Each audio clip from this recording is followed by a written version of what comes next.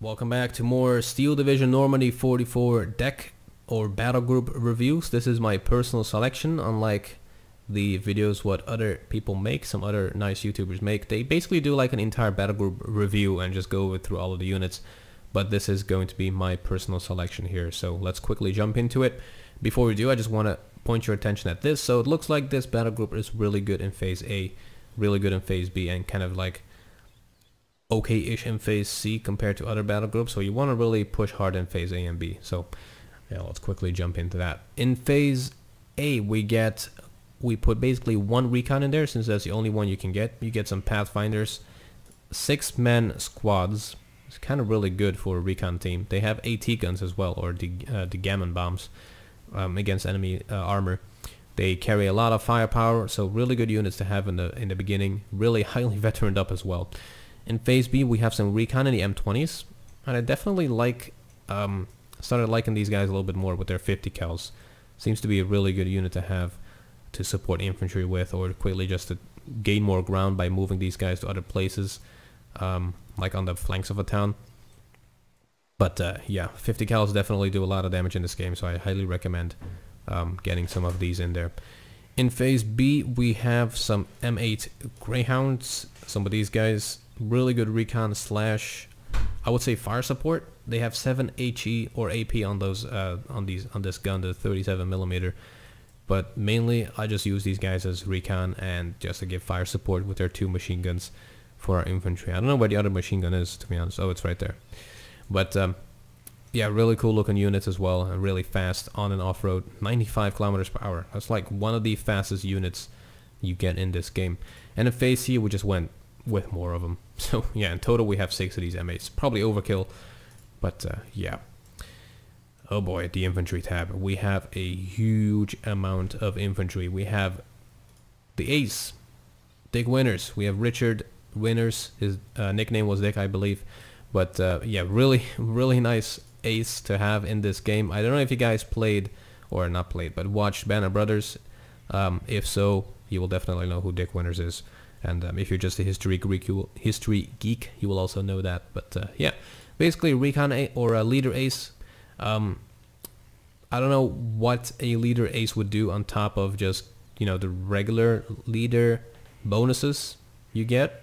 But yeah, I'll have to figure that out kind of. But it's just a cool unit to have on the battlefield, kind of like a nice gimmick. Yeah, as in terms of fighting infantry, we have lots of engineers with their napalm flamethrowers.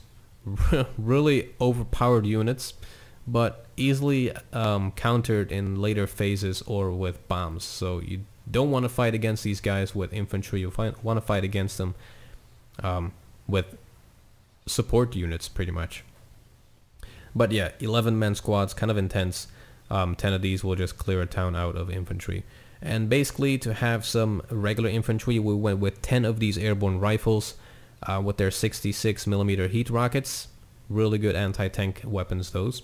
Only 30 points units total, or 35 points total for this unit and 30 for this. So it's kind of an well, really, I don't want to call anything overpowered, but it's really powerful to have this combination. And basically, to help them out with some fire support, we have the 30 cals over here, the M1919, a nice machine gun to have. In phase B, we went with other stuff. We went with some engineers with their TNTs, with their satchel charges. We went with some glider rifles. Now these guys are basically basic infantry. They come in those gliders. They have 11 of these M1 Garands and 1 of these bar LMGs, or whatever you want to call it. I basically use these guys to support my earlier infantry, give them some more fire support, or take more ground elsewhere. Basically beef up my presence on the front line or elsewhere. We also went with the heavy 50 cals, the M2 Brownings. Good fire support, 800 meters range, 9 HE. It's kind of intense to have on a machine gun. The best machine gun in this game, in my opinion.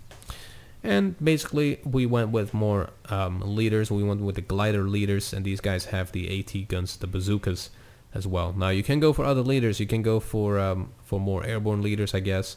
But yeah, the glider leaders do have that AT gun, so I would definitely go for those instead. The AB airborne leaders do have the smoke grenades, so you want to make use of those as well on the battlefield. That is a huge amount of infantry. In the game you actually have a scroll bar, so kind of overwhelming in the beginning, but yeah, just try to focus on engineers and rifles if you're fighting into a town, and just support it with some machine guns and our Lord and Savior Dick Winners. In the tank tab, I only went for the heaviest of the heaviest. I just got the M4 DDs, 6 of them, 2 in phase B, 4 in phase C. Now you can go for other tanks, but honestly, if you're playing an airborne infantry battle group, you're probably going to fight an infantry heavy place on the map, and having really light tanks, yeah, it is good. Like if you're fighting in like a moderately open forest, these guys will do a lot of, you know, give a lot of fire support, but I usually rely on my mortars and my support tab to do that, or just my recon vehicles, or just half tracks in general. So yeah, I just went with the heaviest tanks that I can get, and just got 6 of these M4s, and it kind of depends on your style of play, what you want to whip out as well. You can go for the M22s, they have that 7.62, or you can go for the M5s with their 3 7.62 machine guns, but yeah, it kind of depends on what you want to do. So in the support tab, obviously supplies, you don't get heavy supplies in phase A, you get those in phase C, but I just went where the one we can actually use in phase C. So the Jeep supplies, good for mortars to supply those guys, for your flamethrowers with some more napalm. The M20 Command, again, really love these units. 50 cal, definitely a good unit to have on the battlefield as well, and they give some extra veterancy, and they're veteraned up themselves. So yeah, you've got 3 of those in phase B. And as I said, fire support, I have these M8 Scots with their huge 75mm gun that fires 9 HE rounds to enemies, and I kind of hope that they add something to the game that makes these usable. You can basically go through hedgerows and stuff with those in real life, but yeah, we'll see how that works out later. And to top it off, obviously more supplies with their 15,000 amount of supplies. It's kind of intense. In the anti-tank tab, obviously lots and lots of anti-tank. We have tank destroyers and anti-tank guns. I didn't go for the bazookas since most of our rifles already have AT weapons. But yeah, in phase C or phase A, we have some of the M3 guns, the 37mm.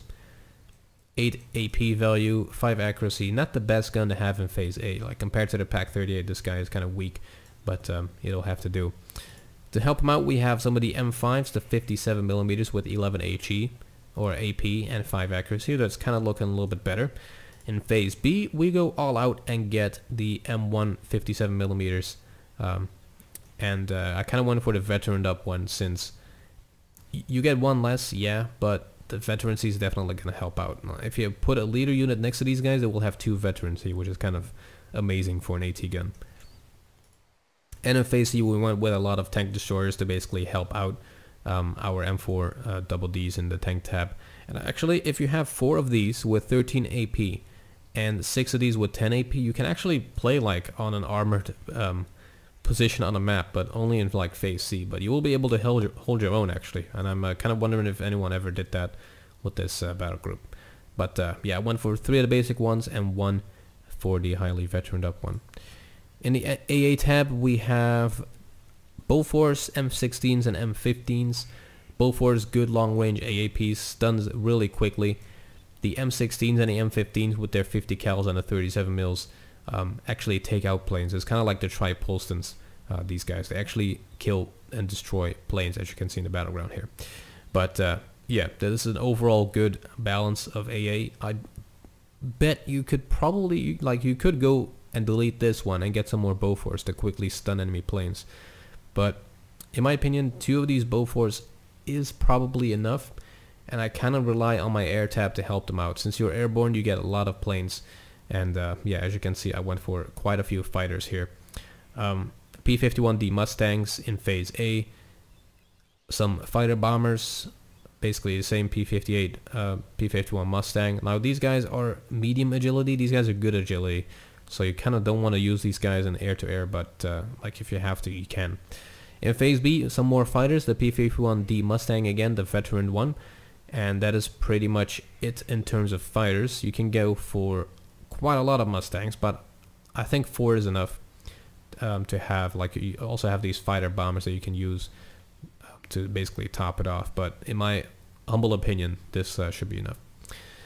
And we have some Marauders to basically bomb the crap out of the enemy. 6 of these B-26B Marauders, huge airplanes with actual machine guns on them as well. So you will be able to defend against enemy planes with these. They actually work, which is quite nice to see. And the 6 of those kind of might be overkill, but yeah, it kind of depends on what you want to do. You could go for the B-26 Marauders in phase C, which I'm actually going to do. I'm just going to put a few of these guys in there. What the B-26B do, these ones with the 8 bombs, they kind of carpet bomb the area, and I think these guys kind of drop a more concentrated load on the battlefield, and it might actually be better in some cases. In the artillery tab, the last tab that we have in this deck, a lot of support units, a lot of artillery obviously, and the 60mm mortars are probably the backbone of your military in phase A. Really good units to have to counter enemy artillery or to basically stun enemy infantry in towns, giving your stuff enough time to move up and make them surrender and such. So yeah, 3 of these definitely help out. And I also went for some heavier ones, 75mm howitzers, 9 HE. They also fire smoke, and they also have AP values on them, so they could technically fire at tanks. So also interesting unit to have. In phase B, I did not go for more mortars. I went for the 105mm howitzers to help out the 75 ones with some more HE value. 15 HE instead of 9, so they will definitely do a lot more stunning damage. That is a huge gun, by the way, 105mm. That is kind of humongous. And last but not least, some Naval Battery, the 356mm in phase B. I did not go overboard, just put one of them in there to help out, just in case. I usually don't use off-map battery, but when I do, I just basically use it to stun the enemy so I can quickly move up and make them surrender. But yeah, that was it for this Battlegroup review, guys. The code will be down in the description, check it out yourself. And yeah, next I will probably do some more Axis Battlegroup reviews, or maybe go for the Canadian Airborne or whatnot. We'll see about that. But yeah, thanks for watching, hit that subscribe button, and I will see you guys back in the next video. Take care.